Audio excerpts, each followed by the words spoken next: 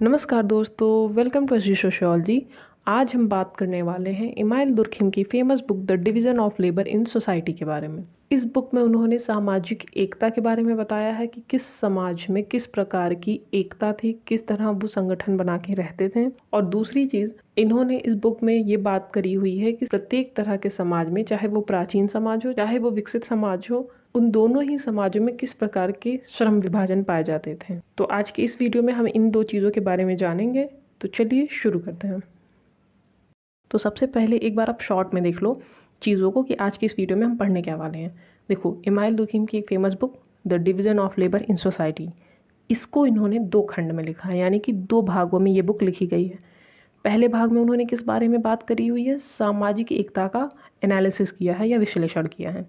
उन्होंने एकता कितने प्रकार की बताई थी? 2 प्रकार की, एक यांत्रिक एकता, दूसरी सावयवी एकता। और किन समाजों में किस प्रकार की एकता पाई जाती है उसके बारे में जब हम सामाजिक एकता के सिद्धांत को पढ़ेंगे अभी आगे तो देख लेंगे। दूसरा, इस बुक का जो दूसरा खंड था, दूसरा जो भाग था, द्वितीय भाग में इन्होंने किस बारे में बताया है कि ये जिस भी प्रकार की एकता समाज में थी या जिस भी प्रकार के समाज थे उनमें किस प्रकार का श्रम विभाजन पाया जाता था और श्रम विभाजन की जो धारणा है वो कैसे समय के साथ विकसित हुई सभ्यता और समाज के विकास के फलस्वरूप। तो अब हम बात कर लेते हैं सामाजिक एकता के सिद्धांत के बारे में या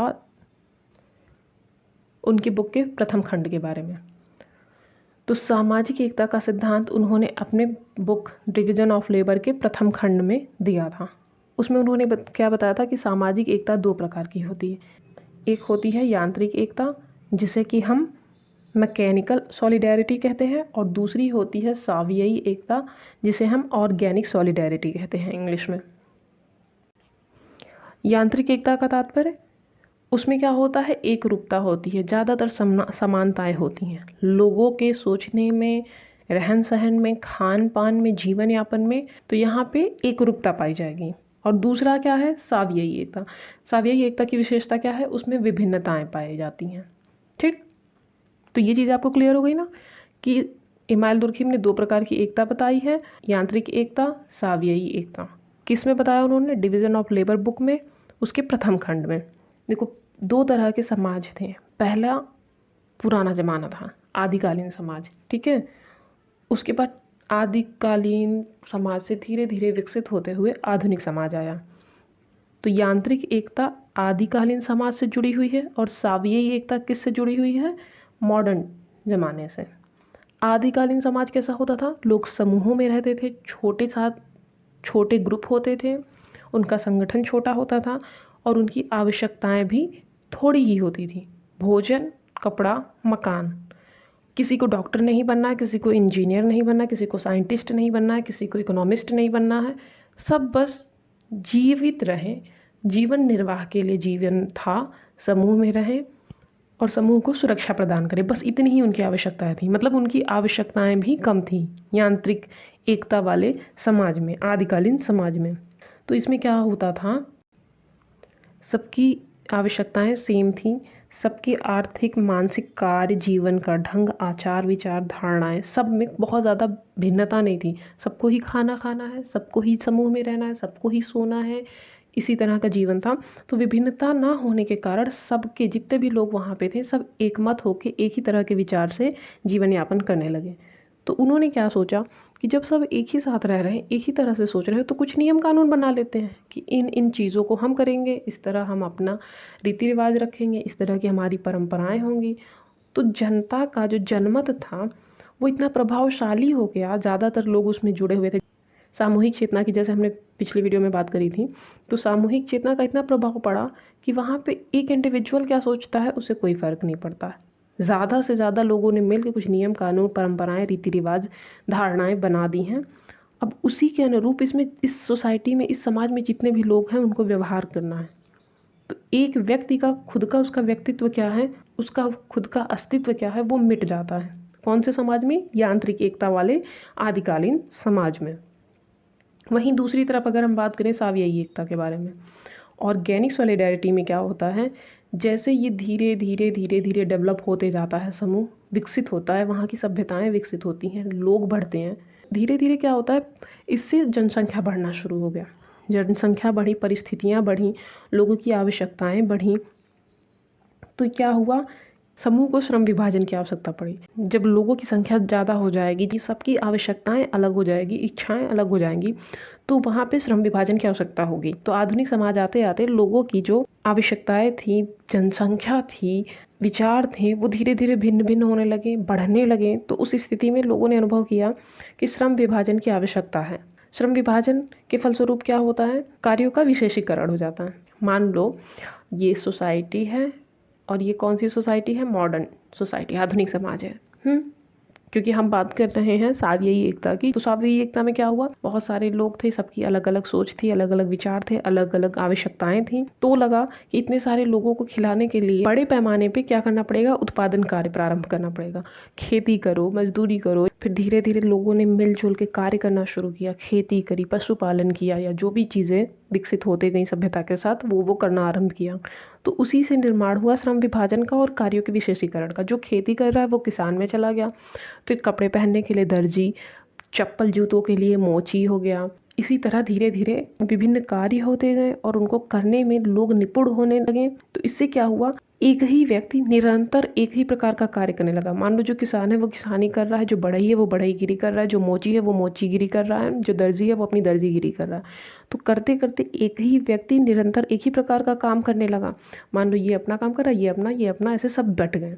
इससे क्या हुआ कि ये अपने काम में विशेष तो हो गया, पर इसकी आवश्यकताएं तो बहुत ज़्यादा हैं, सीमित तो है नहीं। मान लो ये किसान है, इसे कपड़े चाहिए तो दर्जी के पास जाना है, चप्पल चाहिए तो मोची के पास जाना है। तो इस तरह विशेषीकरण तो हुआ, पर ये सारे के सारे एक दूसरे से जुड़ भी गए। इनकी आवश्यकताएं अधिक होने के कारण ये अपनी तो आवश्यकता पूरी कर रहे हैं एक विशिष्ट क्षेत्र में, साथ ही साथ औरों की भी उसी विशिष्ट क्षेत्र में आवश्यकताएं पूरी कर रहे हैं, पर सारी आवश्यकताएं तो पूरी नहीं हो रही हैं। तो इसमें क्या हो गया, विशेषीकरण भी हो गया और एक दूसरे पे लोग निर्भर भी हो गए। फॉर एग्जाम्पल हम क्या करते हैं, भोजन के लिए हमें किसान पे निर्भर रहना है, लेकिन हेल्थ के लिए हमें डॉक्टर पे, एजुकेशन के लिए हमें टीचर पे, कपड़ों के लिए हमें टेलर पे। तो वही चीज़, आप काम तो कर रहे हो, अपनी सेवा तो दे रहे हो दूसरों को, पर आपको दूसरों की सेवा की भी ज़रूरत है। तो एक दूसरे की सेवा करने से, श्रम विभाजन से उनमें परस्पर निर्भरता भी हुई, एक दूसरे के प्रति निर्भरता हुई, एक दूसरे के प्रति लगा कि हमें सहयोग भी करना पड़ेगा और एक साथ मिल के रहना पड़ेगा। इस प्रकार की एकता या इस प्रकार के जुड़ाव या इस प्रकार की सामाजिक व्यवस्था को इमानुएल दुर्खिम ने बोला कि ये सावयवी एकता का उदाहरण है, जिसमें क्या होता है कि ये एक ऐसा बंधन होता है आधुनिक समाज में जिसमें श्रम विभाजन तो है, क्योंकि सब एक ही तरह का काम नहीं कर सकते, अलग अलग तरह के काम हैं और अलग अलग लोग उसके लिए जो उसमें योग्य हैं वो कर रहे हैं। पर विभाजन होने के साथ ही साथ उनमें एकता भी है, क्योंकि वो एक दूसरे से जुड़े हुए हैं और एक दूसरे पर निर्भर हैं। तो एक तरह से देखा जाए तो श्रम विभाजन गलत नहीं है। इमानुएल दुर्खिम का क्या मानना था, जो श्रम विभाजन है उसमें सहयोगिता भी पाई जाती है। जैसा कि हमने बात करी कि व्यक्ति तो एक विशेष प्रकार का कार्य करने लगता है, पर उसकी जो विभिन्न आवश्यकताएं हैं उसके लिए उसे दूसरे पे निर्भर होना पड़ता है, जिससे कि वो सब एकता के सूत्र में बन जाते हैं और दूसरों के साथ सहयोग करने के लिए भी बाध्य हो जाते हैं। एक प्रकार से देखा जाए, श्रम विभाजन ने क्या किया, उन्हें एक दूसरे पे इतना ज़्यादा निर्भर कर दिया कि वो अलग नहीं हो सकते। जैसा कि हमने हर्बर्ट स्पेंसर वाली वीडियो में बात करी थी, सावयव का तात्पर्य क्या होता है, हमारी बॉडी का स्ट्रक्चर अलग अलग पार्ट्स होते हुए भी सब मिलके एक ह्यूमन बॉडी को चलाते हैं।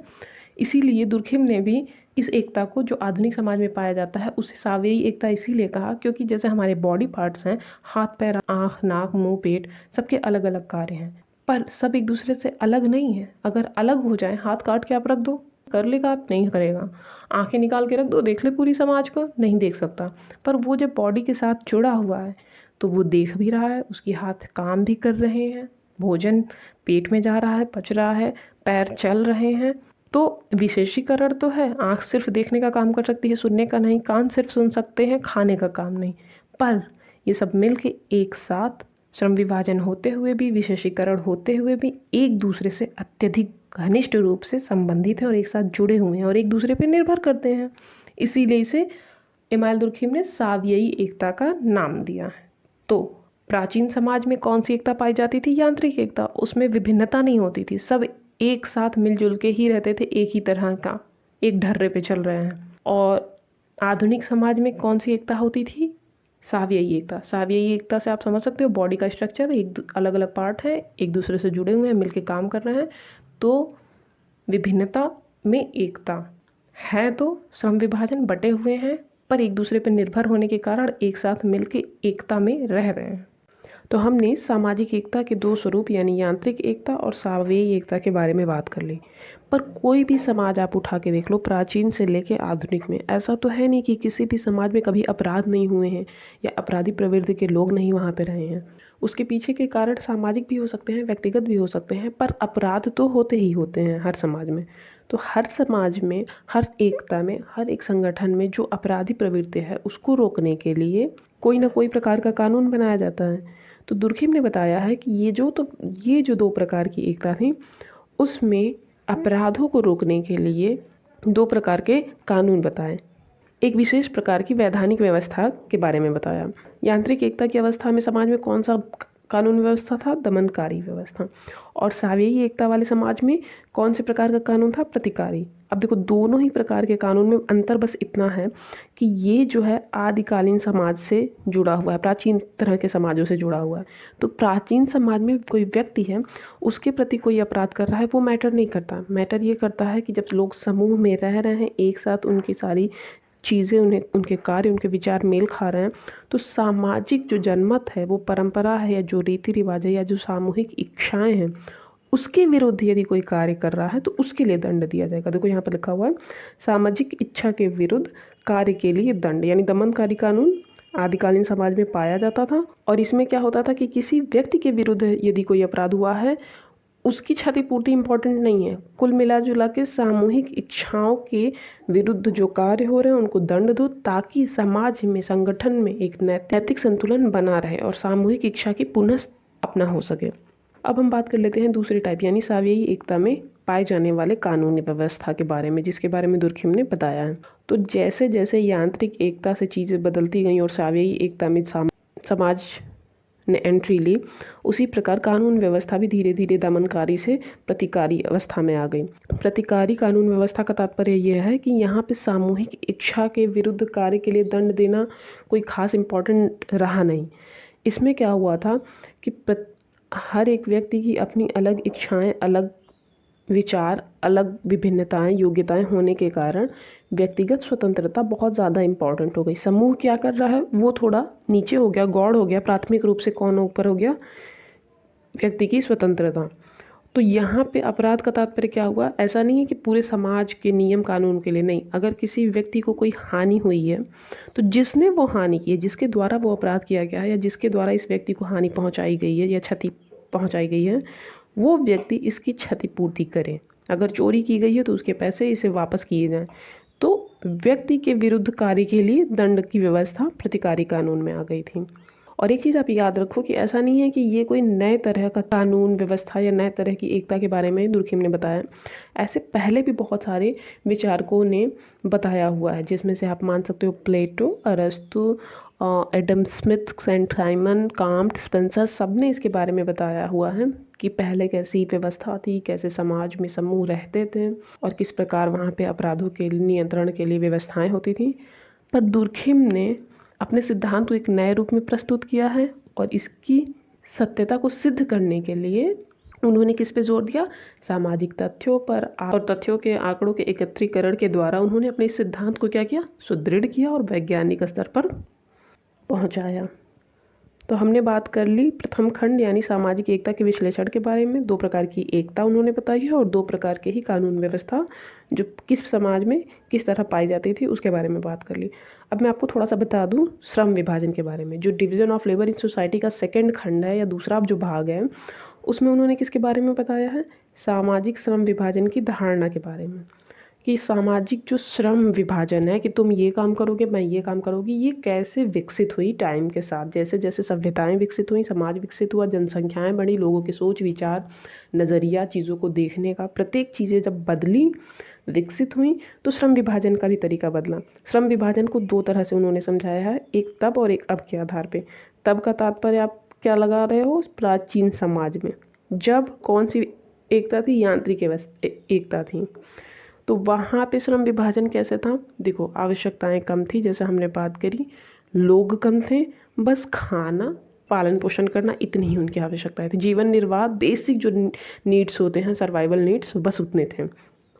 तो वहाँ पे श्रम विभाजन किसके आधार पे था? स्त्री पुरुष के आधार पे। मतलब पुरुष जाएंगे, शिकार करेंगे, भोजन एकत्रित करेंगे और स्त्रियां समूह में रह के बच्चों का लालन पालन करेंगी।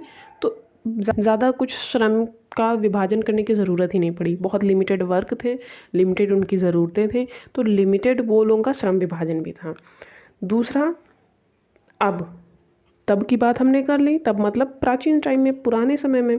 और अब जब सभ्यता का विकास हो गया और उसमें कौन से प्रकार की एकता पाई जा रही थी? सावयवी एकता। तो उसमें क्या हुआ? अधिकाधिक श्रम विभाजन और विशेषीकरण हुआ, जिसकी हमने बात करी थी। सावयवी एकता में श्रम विभाजन हुआ, विशेषीकरण हुआ और साथ ही साथ एक दूसरे पे लोग निर्भर भी हो गए। तो मतलब श्रम विभाजन के आधार पे प्राचीन समाजों में जो यांत्रिक एकता पाई जाती थी वो किस में बदल गई? सावयवी एकता में बदल गई। और सावयवी एकता का सिंपल से सिंपल मीनिंग यही होता है कि विभिन्न इकाइयों का कार्यों में विभाजन हो जाए। मान लो ये कुछ है, उसमें बहुत सारी इकाइयाँ हैं, उनका कार्यों में विभाजन हो जाए, बट ये सब एक दूसरे से अलग ना हो के एक साथ जुड़े रहें और एक दूसरे पर डिपेंडेंट रहें। तो आज के लिए बस इतना ही। आई होप आपको division of labour in society book के बारे में, उनके दोनों खंडों के बारे में और दुर्खिम द्वारा बताई गई सामाजिक एकता और श्रम विभाजन के बारे में चीज़ें समझ में आई हों। अगर आपको लगता है कि यहाँ पे कुछ मुझसे गलती हो रही है तो आप मुझे बता सकते हो। आपके कोई सुझाव हो तो आप कमेंट बॉक्स में दे सकते हो। अगर आपको इस वीडियो की PDF या इस चैनल से जुड़ी नोटिफिकेशन चाहिए तो आप हमारे टेलीग्राम चैनल SG सोशियोलॉजी से जुड़ सकते हैं। अगर ये वीडियो आपके लिए हेल्पफुल हो तो आप इसे लाइक, शेयर और चैनल को सब्सक्राइब कर सकते हो। आज के लिए बस इतना ही। धन्यवाद।